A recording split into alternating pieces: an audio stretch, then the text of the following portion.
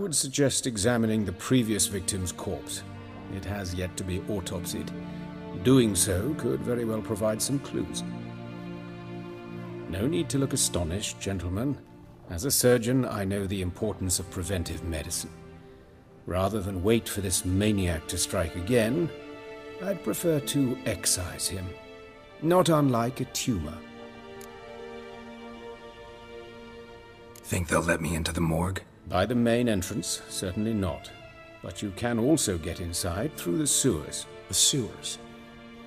Travel them often, Doctor? As often as required for, the pursuit of preventive medicine.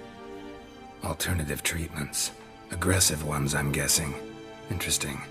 We can discuss this en route. Are you ready? Mm-hmm. Ready and intrigued.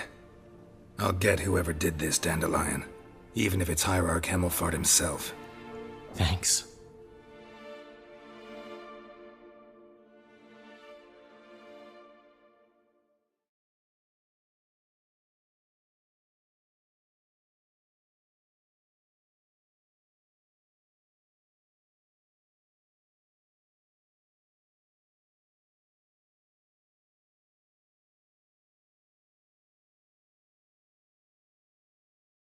You lead.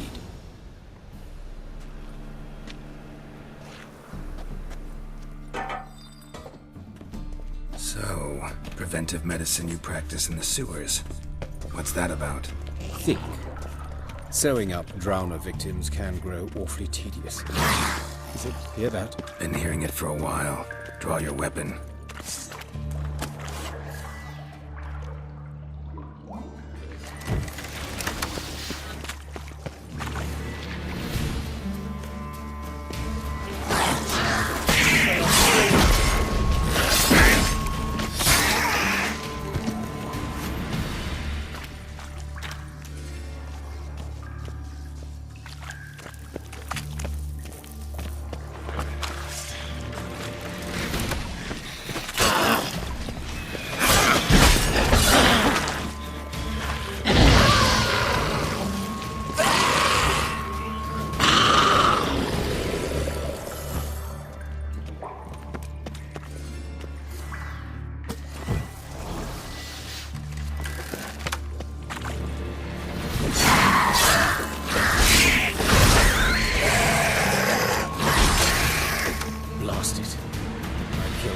Another takes its place. I know how you feel, believe me.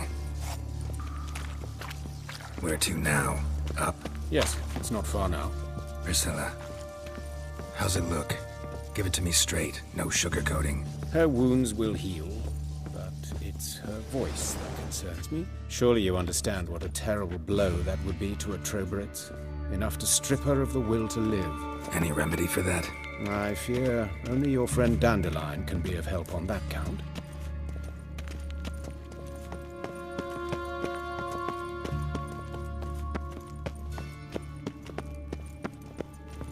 Take the ladder.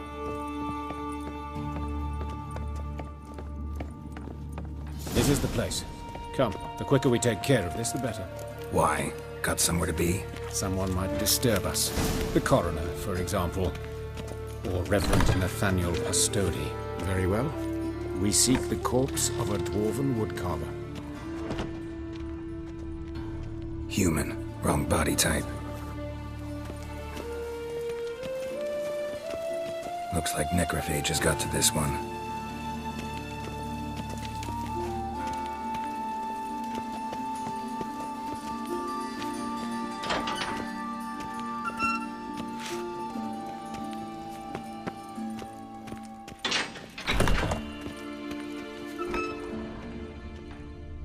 This isn't it.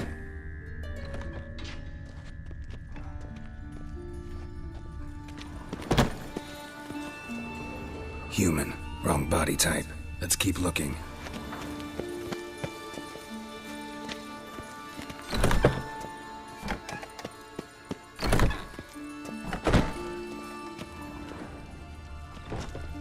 That's gotta be him. But this one's a she. Remember, beards are no indicator of gender amongst dwarves. A dwarf, but the hands. Not a carpenter's. Bankers, more likely.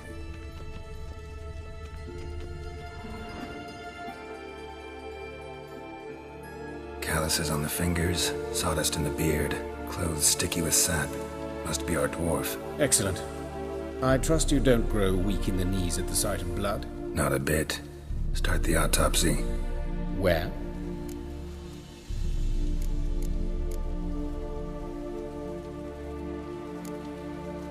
See anything interesting on his legs? His right foot. The ankle swollen, toenails broken. He clearly kicked something very hard, right before he kicked the bucket. Doesn't strike me as the right time for jokes. Apologies. We surgeons, we've a different sensibility. And a different sense of humor.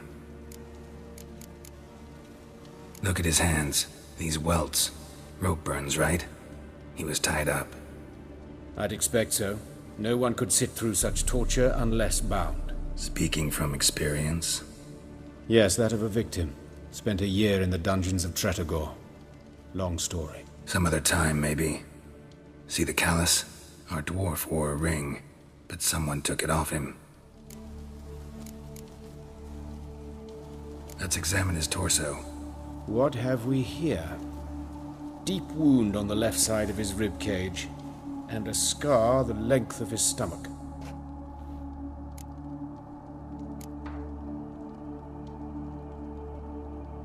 Let's examine the chest wound.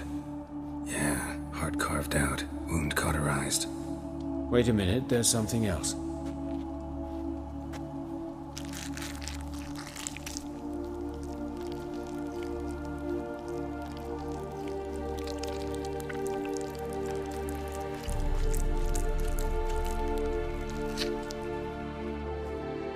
An egg from an amphibian. A salamander? Scorched but intact.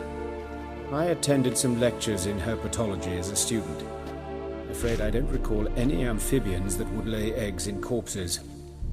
So either Professor Cochrane was deeply mistaken, or this is our murderer's doing.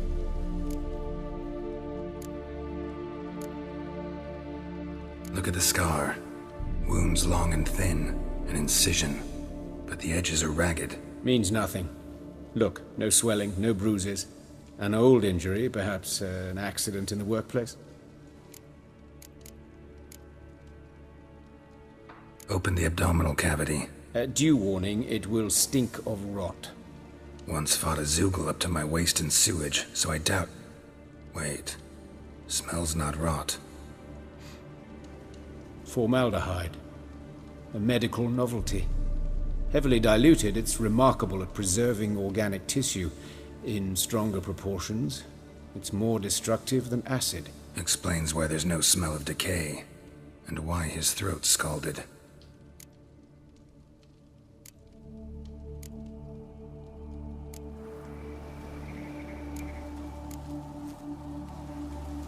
Let's look at his head. Hair smells like it's burnt, like he was in a fire. Notice anything else? That his eyes have been scooped out, for instance? Those burn marks I see in his eye sockets. Yes, and some grey dust. Ash, it seems, very fine. Murderer gouged out his eyes, then put burning coals in the sockets. So it seems. Looking at the wounds, it appears our woodcarver was still alive when it happened.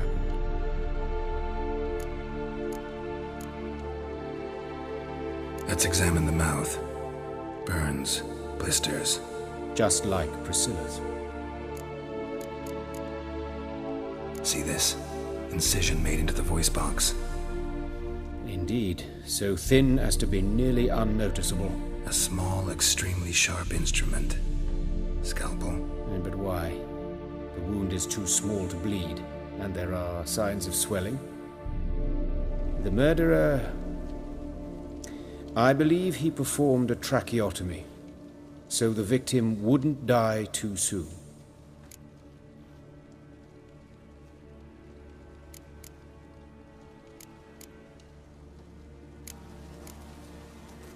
His genitals. We ought to inspect those.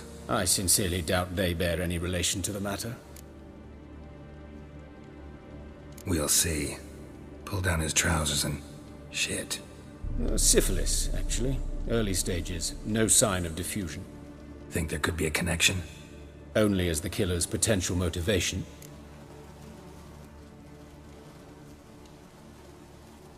All right. Think I know enough. Enlighten me, please, because I've still no notion what this is about. What the motive might have been.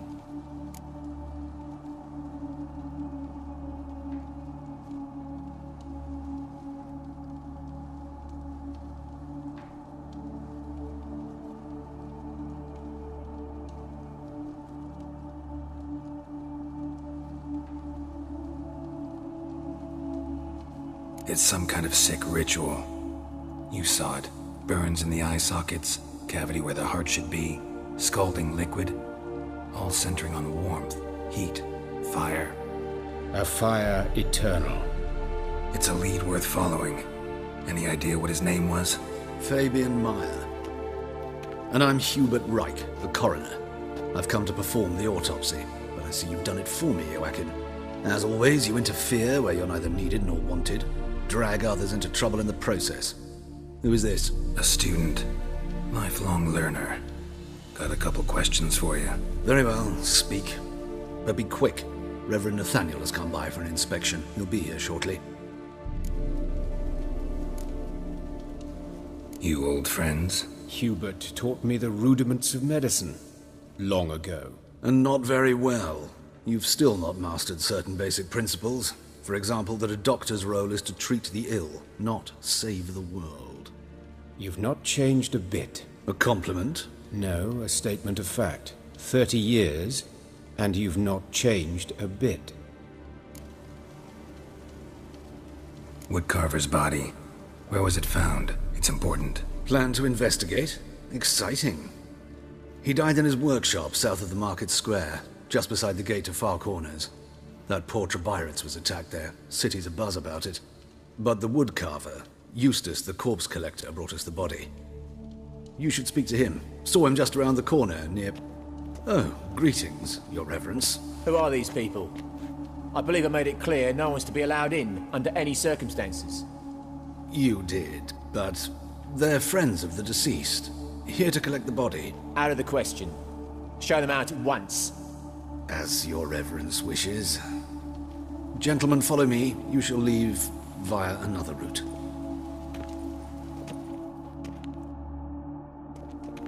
Why'd you cover for us? I was covering my own arse. If Reverend Nathaniel had learned someone had entered the morgue, then cut open a corpse without his permission, I'd be in deep trouble. You didn't give that a thought, did you, Joachim? As ever. Well, while I don't approve of your willfulness, I also wish to see this murderer hang. So, should I learn anything new related to this case, I will let you know. Thank you.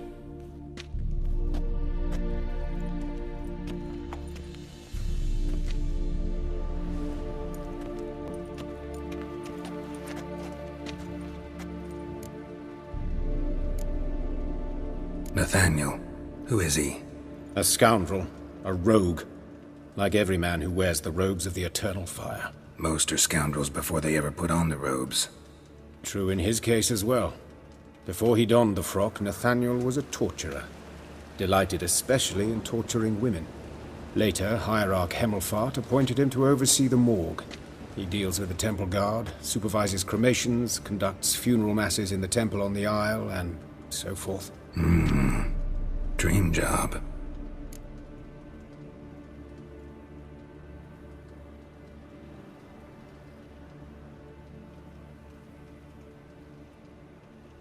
Might have told me you know the coroner. We could have skipped the trip through the sewers. I know him, thus I avoid him. I've said enough on the subject. Don't aim to press you. Thank you. I've nothing to hide. It's just an old wound, unhealed as yet. What will you do now? Plenty of leads. Woodcarver's workshop, the corpse collector who found him, alley where Priscilla was attacked. Got work to do. As do I. At the hospital. I must return there. But I shall keep my fingers crossed. And I'll keep my eye on you.